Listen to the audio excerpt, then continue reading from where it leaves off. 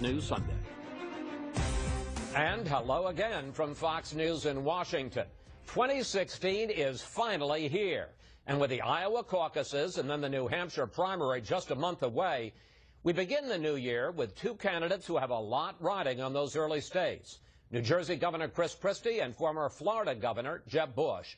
First, Governor Christie, who has spent more time in New Hampshire than any of the other Republican candidates. Governor, Happy New Year and welcome back to Fox News Sunday. Happy New Year to you, Chris, and looking forward to getting back to New Hampshire this afternoon. Well, as we said, you went after Marco Rubio this week saying, dude, show up for work or quit, which brought a lot of heavy fire. Check it out. Chris Christie's a funny guy, but he's never in New Jersey. He's gone half the time. The people in New Jersey want to throw him out of office. We're going to hell, and our governor's up in New Hampshire every single day having town hall meetings. Now, New Jersey reporters have researched this. They say that you have been away from New Jersey for all or part of 72% of the time since you announced you were running for president. And when you look at the total, over 200 days in 2015, which raises the question, who are you to criticize? I'm on the job every day, Chris. And that's the difference between being a governor and being a senator. You know, I'm on the job every day. Senator Rubio just hasn't shown up to vote. And listen, I understand he can't be there every day. He's running for president, and I get that. But, you know, there was a $1.15 trillion spending bill, which he said he was absolutely opposed to. I would think he could take one day off of fundraising to just go and cast his no vote and speak on the floor to try to persuade his colleagues. But anybody who's been a governor, and I understand those who haven't been don't understand this, I am on the job every day no matter where I am.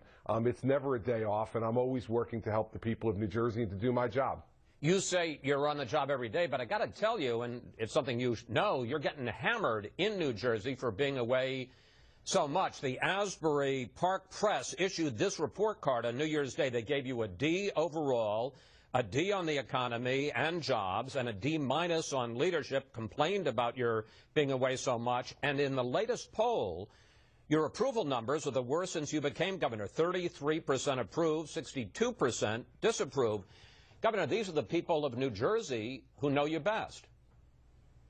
Well, listen, I'm not shocked that a liberal newspaper gives me those grades, but let's talk about the facts.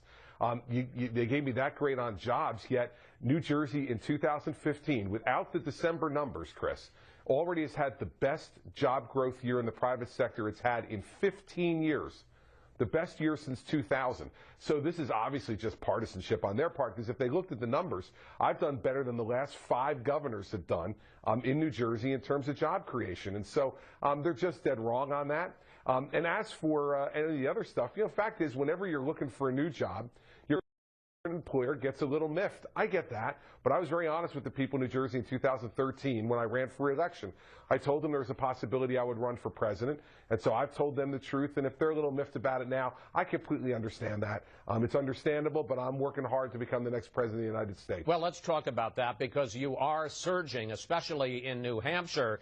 According to the Real Clear Politics average of polls in late October, you were running 9th at 3%. Now you're running 4th with 11.3%. And the question is, Governor, what's happened? I think it's paying off. The hard work, all the time that I've spent, that Mary Pat has spent in the state of New Hampshire, putting forward a really clear, strong vision for putting Homeland Security first.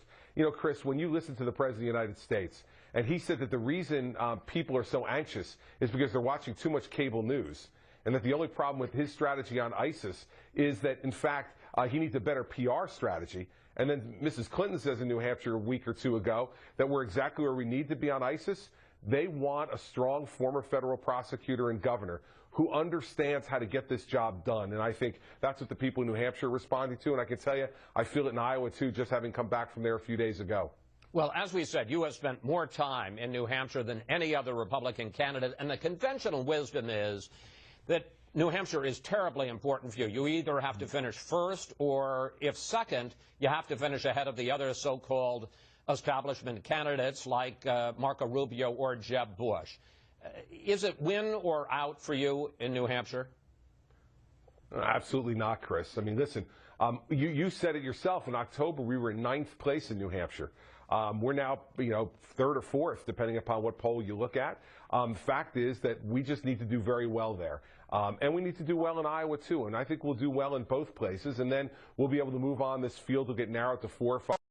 I suspect after New Hampshire, we're going to be in that 4 or 5, and we're going to be ready to compete around the country. So, not to get too processy, but this is where at that time of year, if you were to finish behind one of the other establishment candidates, like Rubio, like Bush, you could still survive.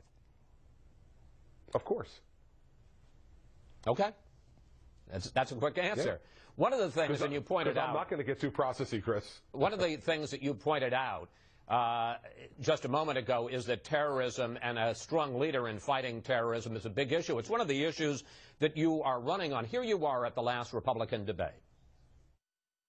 We prosecuted 2 of the biggest terrorism cases in the world and stopped Fort Dix from being attacked by 6 American radicalized Muslims from a mosque in New Jersey. I'm the only person on this stage who's actually filed applications under the Patriot Act, who have gone before the federal, the Foreign Intelligence Service Court.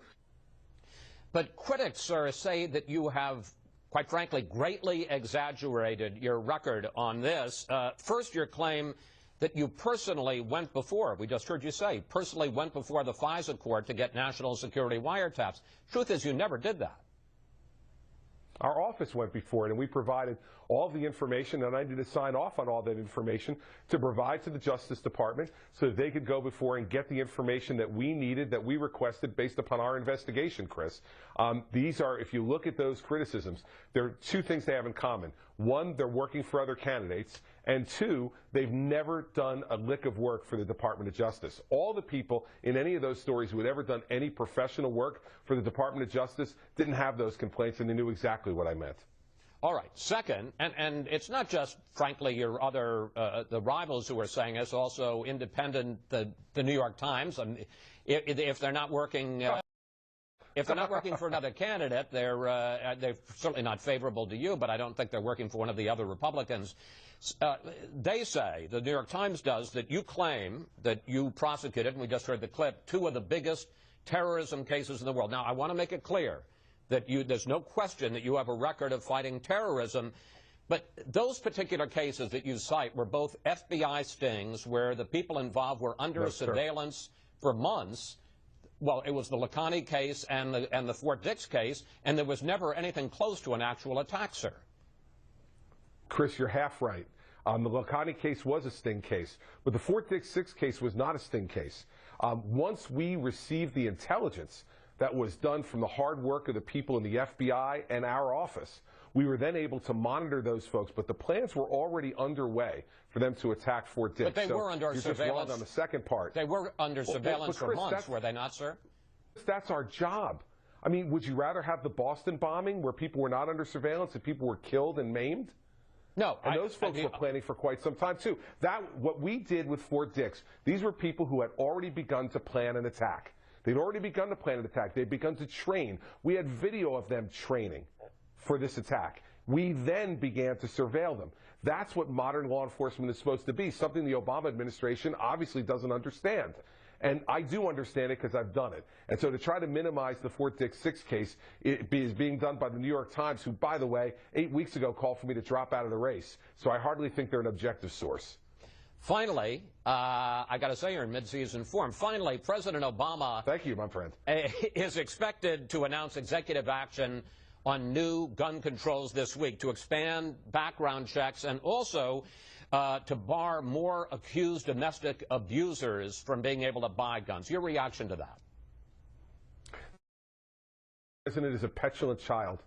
Whenever he can't get what he wants because, quite frankly, the American people have rejected his agenda by turning both the House and the Senate over to the Republicans and going from 21 governors when he came into office to 31 Republican governors now. Now this president wants to act as if he's a king, as if he's a dictator. Fact is, if he wants to make changes to these laws, go to Congress and convince the Congress that they're necessary. But this is going to be another illegal executive action, which I'm sure will be rejected by the courts. And when I become president, will be stricken from executive action by executive action I'll take. But the record seems to indicate, sir, that you have flipped on gun control. They know critics do, that in 2013, when you were running for re-election, that you signed 10 bills tightening gun restrictions, including banning handgun purchases by people on the terror watch list, and the NRA that year when you were running for re-election only gave you a C. And they say, critics do, and some of them, yes, your rivals, say that you have changed your tune on gun control since you started running for president. I haven't changed my tune, Chris. In fact, I signed the bill that banned guns for people on the terror watch list. As president, I would make sure that terror watch list was actually accurate. But I think most Americans believe that if you're on the terror watch list, you shouldn't be able to buy guns. But I also have vetoed the 50 caliber rifle ban. I've also vetoed a statewide ID system. I've also vetoed a reduction in the magazine ban.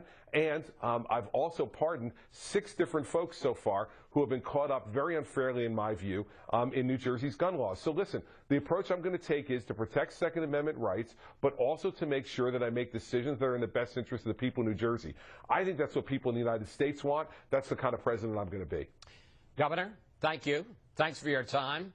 Happy New Year, and we will see you on the campaign trail. Happy New Year to you too, Chris, and I look forward to being on again.